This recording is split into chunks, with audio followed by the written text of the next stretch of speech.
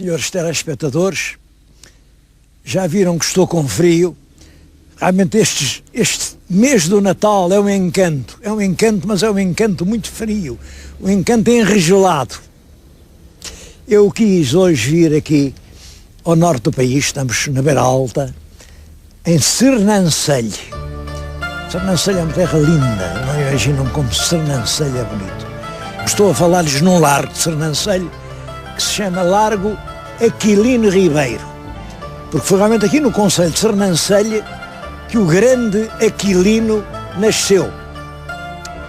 Eu venho hoje falar de Aquilino, um dos escritores mais portugueses e mais castiços que nós tivemos no século XX, mas não quero sair aqui da vila sem lhe mostrar duas ou três coisas que são muito emblemáticas, não só aqui da terra de Sernancelho, mas da própria evolução global do que foi a formação da sociedade portuguesa.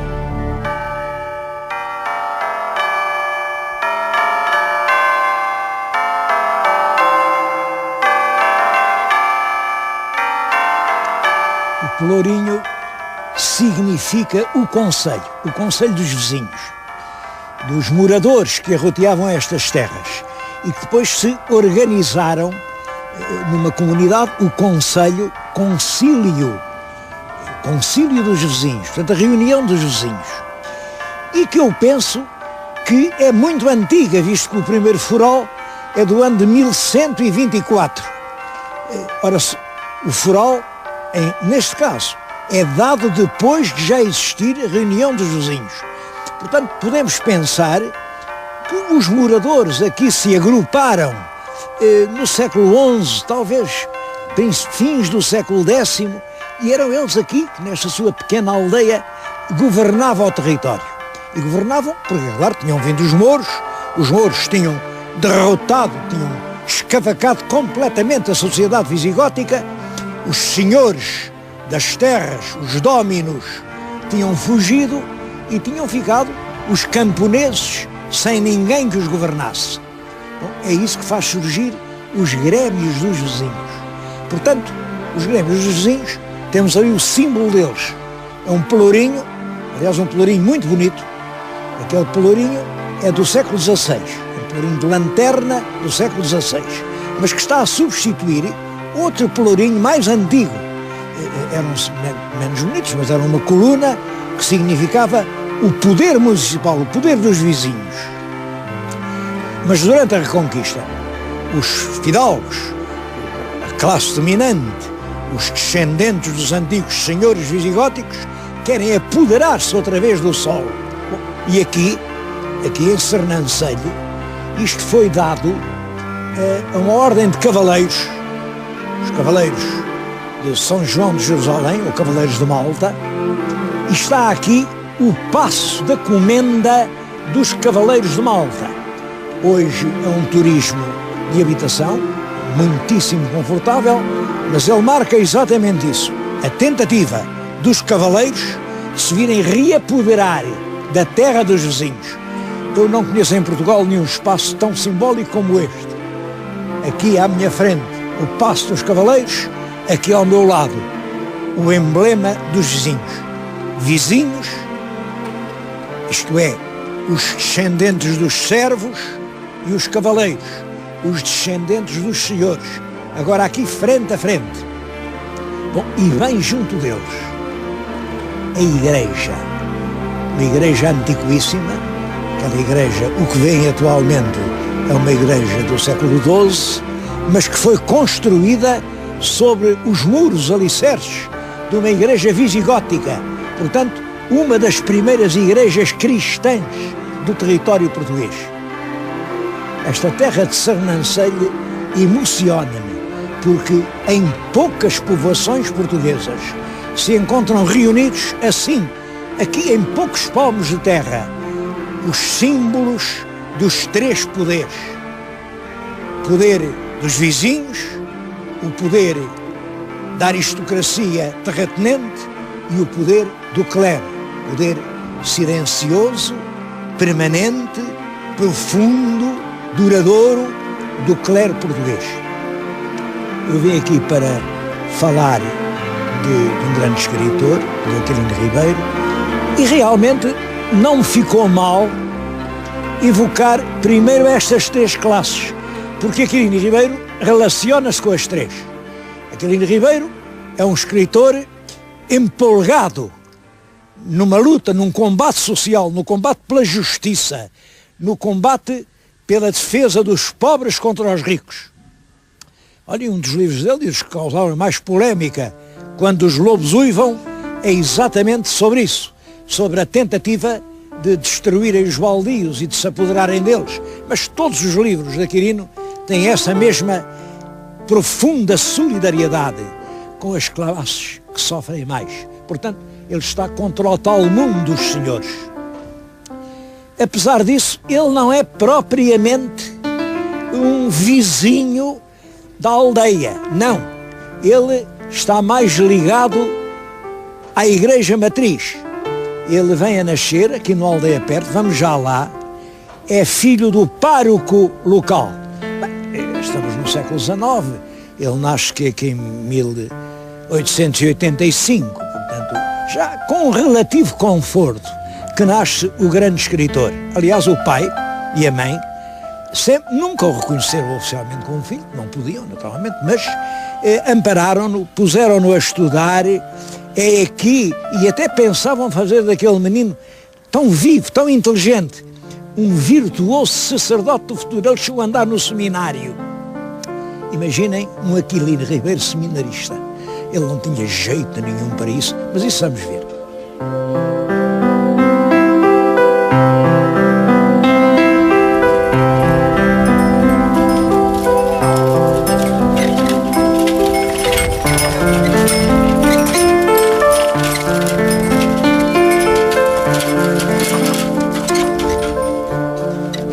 Agora estou na aldeia do Carregal e esta casa que vem diante de mim, esta casa com esta escadinha, é a casa onde nasceu o escritor Aquilino Ribeiro.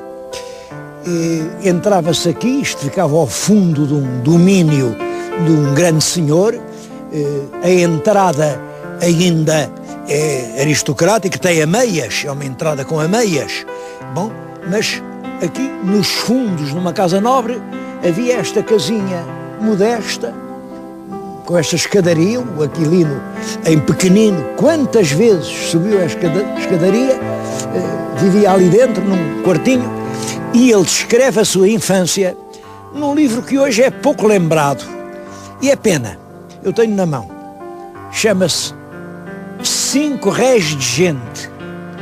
Ele publicou isto em 1948.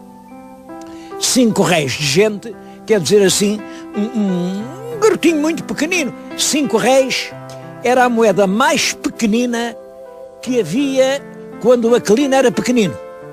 Bom, mas ele ainda chama a si próprio 5 réis de gente. Ele descreve-se neste livro, descreve esta casa, descreve os tempos mais antigos da sua vida. A câmara vai-lhes mostrando o mundo da infância de Aquilino.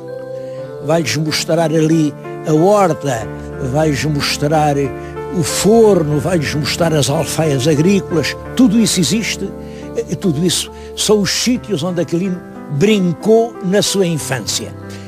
Bom, se me é permitido, aqui fica para a Câmara de Sernancelho este voto.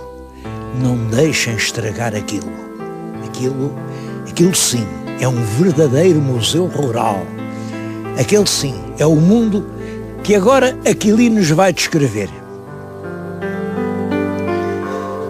Retrocedendo nos limbos do passado, até onde a minha memória é como a lanterna do mineiro, perdido no fundo de uma galeria, que vejo no grande e desmantelado pátio fidalgo a nossa casa, de lojas para animais e habitação, com a sua obsequiosa escadaria de pedra e um esgroviado sabugueiro a bater atónito nas vidraças que deitavam para o povo sempre que o suão soprasse mais forte.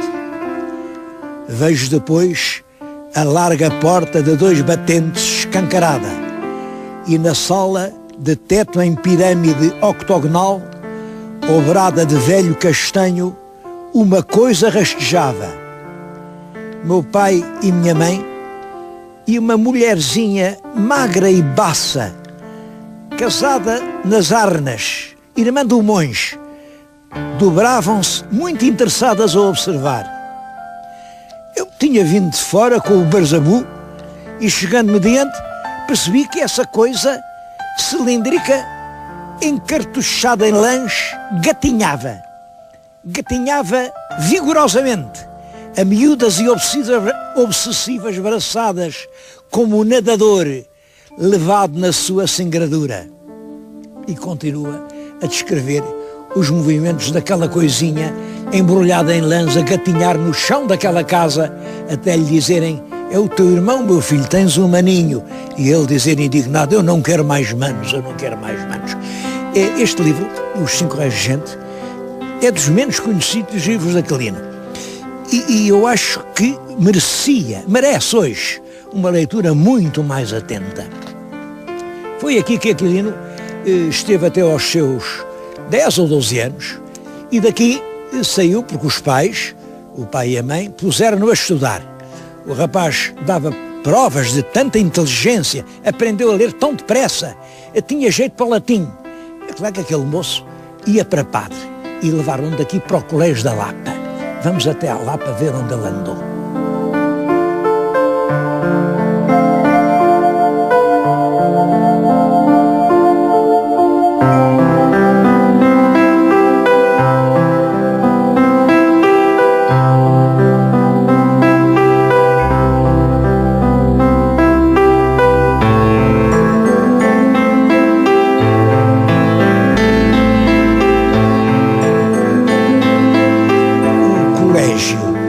Da Senhora da Lapa tinha sido fundado pelos jesuítas num lugar que era já um lugar de peregrinação.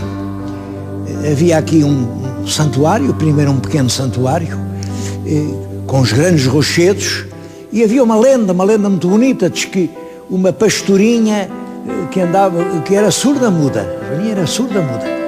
andava a guardar as cabrinhas e um dia, entre umas grandes rochas, encontrou uma imagem de Nossa Senhora. Bom, começou a ir para ali todos os dias, claro, e levava a Nossa Senhora escondida consigo. Um dia a mãe viu e disse: disparada é essa, andas aí com uma boneca em vez de fazer a tua obrigação.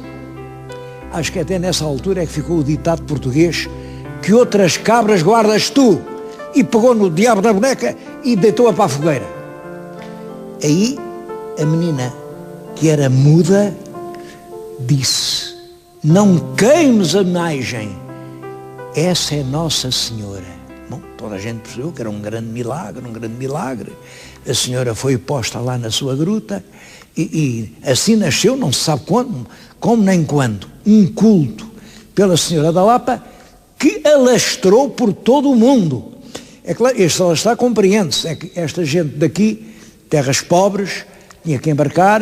Olha, iam para o Brasil, iam para a Índia, iam para Macau, iam para a China, iam para a Ásia, iam para a África, e em toda a parte há o culto da Senhora da Lapa.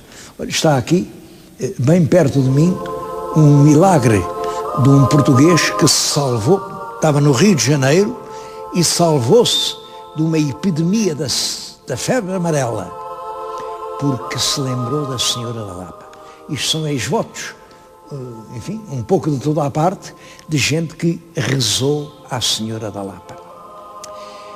Naturalmente, quando o Pombal expulsou os jesuítas, o colégio fechou, depois teve muitos anos abandonado. Hoje o que estamos a ver é um reaproveitamento, já não é colégio, mas continua a haver peregrinos.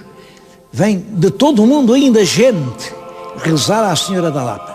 E portanto, aqui o pároco local transformou isto num centro de abrigo de peregrinos. Agora, as antigas celas dos professores e dos alunos são, enfim, quartinhos que abrigam os peregrinos da Senhora da Lapa. Foi por aqui que andou o Aquilino em pequeno e ele toda a vida guardou na alma esta recordação. Não queria sair daqui sem lhes mostrar a igreja da Senhora da Lapa e o conjunto de rochedos que, a meu ver, fez nascer esse culto.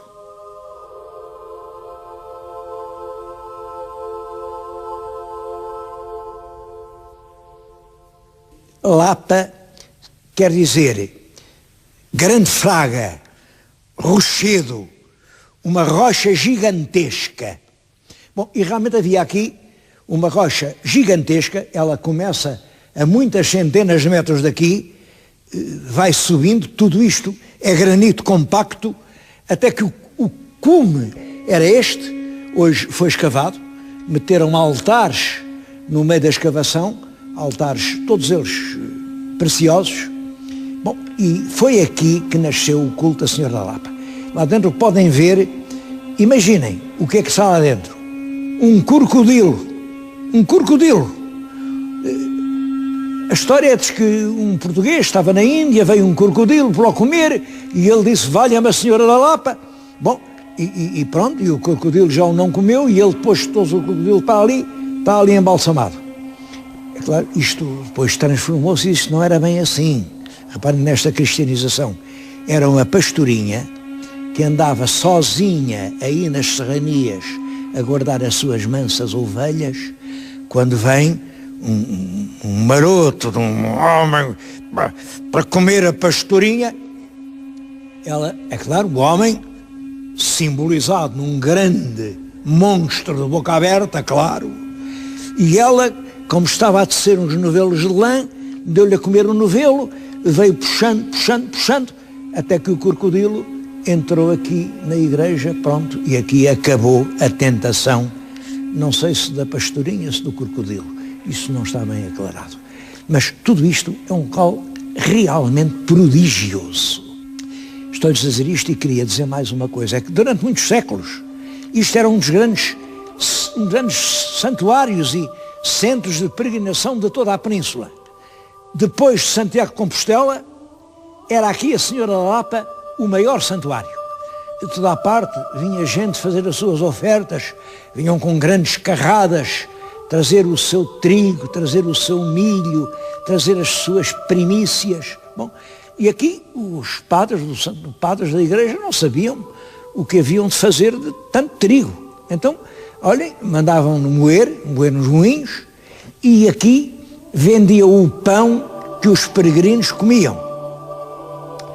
Hoje já não trazem as ofertas do fruto das suas searas, mas continuam a vir peregrinos, continua a haver o pão da Senhora da Lapa e continua a vir de toda a parte gente que vem buscar o pão da Senhora da Lapa para o comungar, numa ideia da Eucaristia. Aquele pão é um pão santo, aquele pão é um pão como não há outro do mundo. Eu próprio estive há bocadinho ali e comprei um pão da Senhora da Lapa. E vou-lhes dizer a verdade, eu vou provar daquele pão na santa noite do Natal.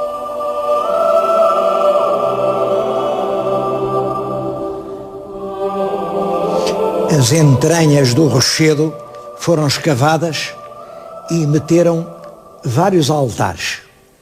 Eu paro junto deste, que é um presépio do século XVIII, época de Machado de Castro, que é um dos mais bonitos, mas também um dos menos conhecidos que há em Portugal. Olhem, e faço desta imagem o meu cartão de festas muito felizes, que de todo o meu coração desejo a todos os que estejam a ouvir este programa.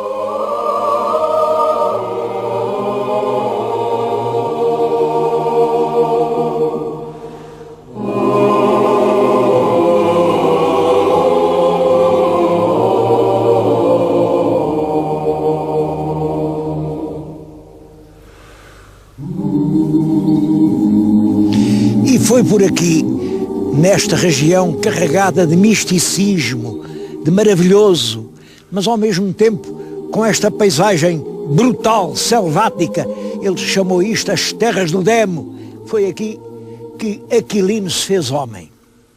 Vai para Lisboa, ainda chegou a trabalhar num jornal, era republicano, claro, naquela altura estamos no fim da monarquia, todos os jovens era republicano, e pior, tomou parte nos manejos revolucionários para derrubar a monarquia à bomba.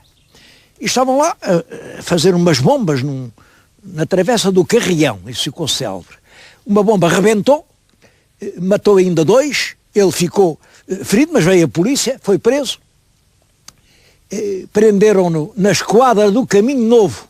Bom, mas ele durante a noite conseguiu saltar o muro, foi para uns quintais, e em 1907, é nesse ano que isso acontece, ele foge de Portugal, vai para a França, e isso é decisivo na vida dele.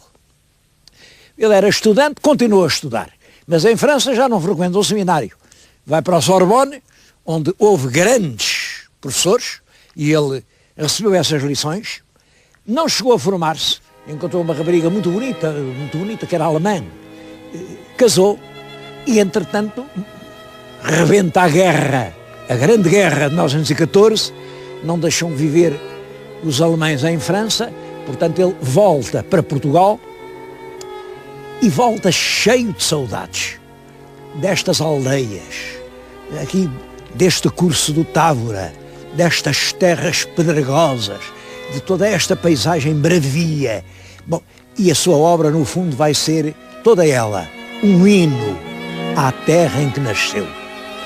Entra no grupo da Seara Nova, faz parte do grupo da Biblioteca Nacional, que é um grupo de intelectuais que pretende reformar a vida do país através da inteligência.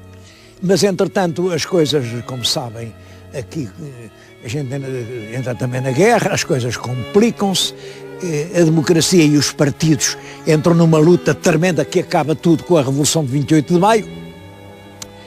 E contra a Revolução de 28 de Maio, que é em 1926, faz em 1927, logo no ano seguinte, uma grande revolta no Porto, a Revolução do Porto. Do Porto, que é uma revolução violentíssima, faz centenas de mortos. Bom, e o Aquilino, claro que está do lado dos revolucionários, claro. Isso obriga-o a ter que voltar a sair de Portugal.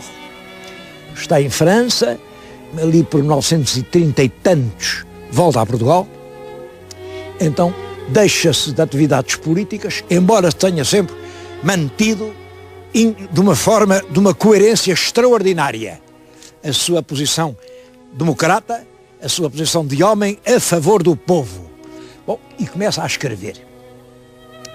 As suas obras-primas saem ano a ano e durante muitos anos, posso dizer que até à morte, desde 1930 até 1963, Aquilino Ribeiro e os seus livros, saem um ano após ano, são a delícia dos portugueses.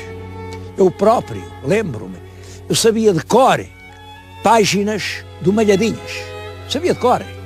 Ele tinha um estilo muito elaborado, ele não era espontâneo, não escrevia assim, não escrevia ao correr da pena, nada disso. Colhia as palavras uma a uma, andava muito atento ao falar do povo, quando havia uma coisa diferente, o que é isso? Bom, e reconstituiu um falar português cheio de força, de vigor, de nervos, um português que talvez não fosse o português que se fala, aquele português de Malhadinhas, claro, que não é um português corrente, mas é um português cheio de beleza. Bom, e daí a minha grande admiração por Aquilino.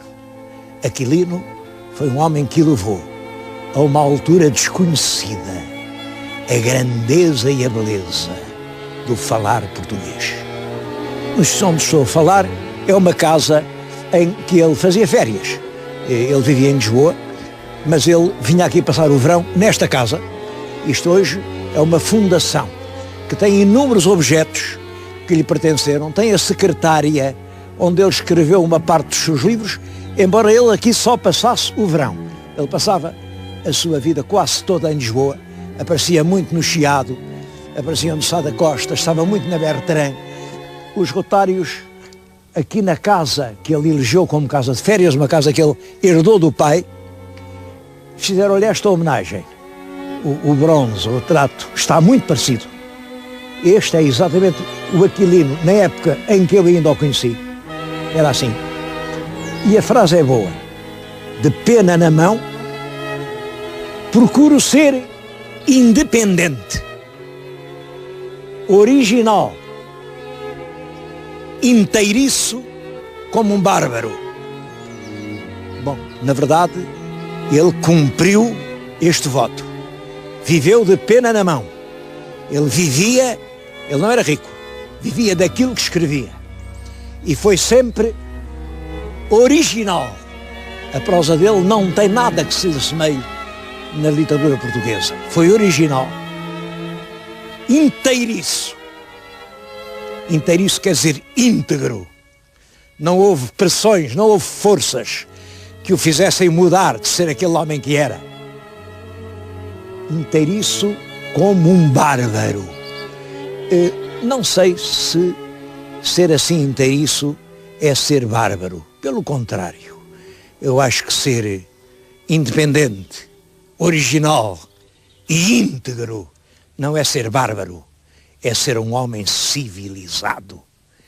E foi essa a grande lição que Aquilino nos legou.